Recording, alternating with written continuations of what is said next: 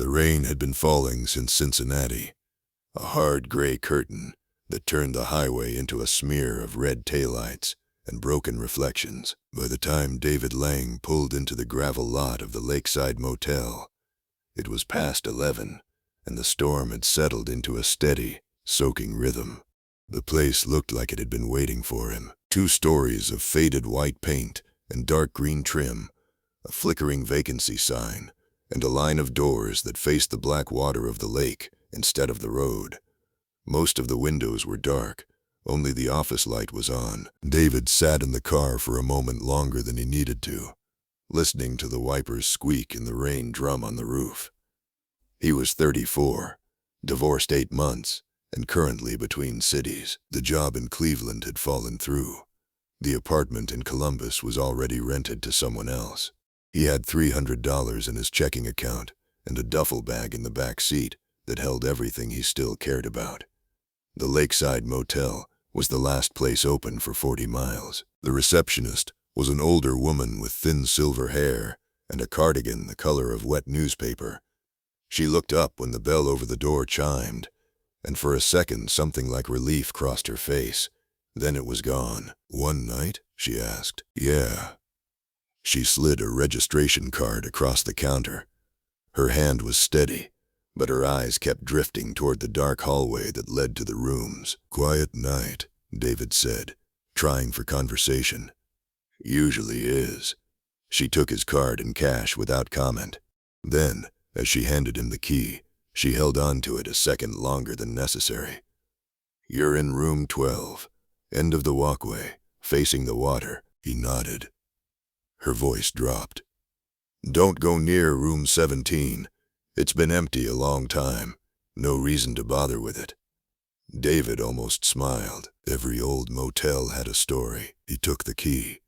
"I'll keep to myself." She didn't smile back. Room 12 smelled of old carpet and industrial cleaner. The bedspread was the kind of stiff, floral pattern that had been in every roadside motel since the 80s. A single window looked out over the lake, black and restless under the rain. David set his duffel on the chair, locked the door, and sat on the edge of the bed with the lights off, listening to the storm. He was almost asleep when he heard the first sound. It came from the right, somewhere further down the walkway. A soft, deliberate movement. Not the rain, not the wind, something inside a room. A footstep on thin carpet. Then another, then the quiet creak of weight shifting on an old mattress. David opened his eyes. The digital clock on the nightstand read 1:14. He lay still and listened. The sounds continued for almost a minute, then stopped. He told himself it was another guest. The motel wasn't completely empty. There had been 2 other cars in the lot when he arrived. People traveled at night. People got restless. At 2:03 the sounds started again. This time they were clearer. A drawer opening. The soft clink of something metal set down on a table. Then footsteps moving from one end of the room to the other, slow and measured, as if someone was pacing. David sat up. The wall between the rooms was thin enough that he could hear the faint change in pressure when a body passed close to it. He waited until the sound stopped, then pulled on his shoes and opened his door. The walkway was dark and slick with rain. Most of the rooms were dark. He counted the numbers as he walked. 13, 14, 15, 16. Room 17 sat at the far end, its curtains drawn, its door closed. No light showed under it. No car was parked in front of it.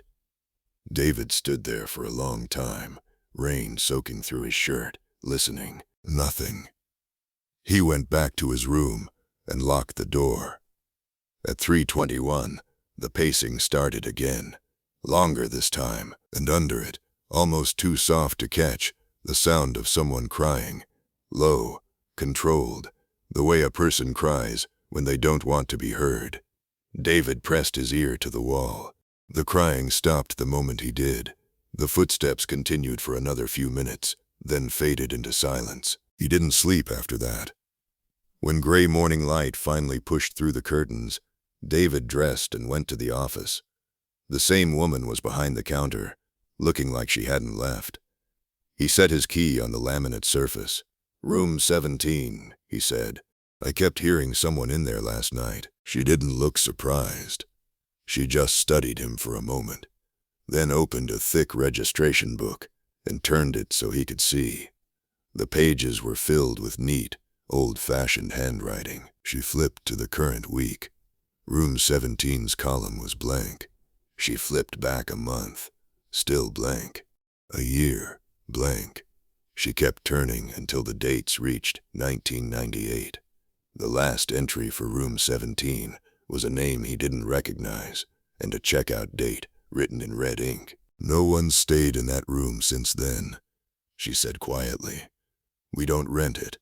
The lock still works, the power's still on, but we don't put anyone in there." David felt the hair on his arms rise.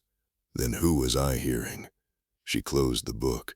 People hear things in old buildings. Rain plays tricks, pipes, wind off the lake. That wasn't wind. The woman met his eyes.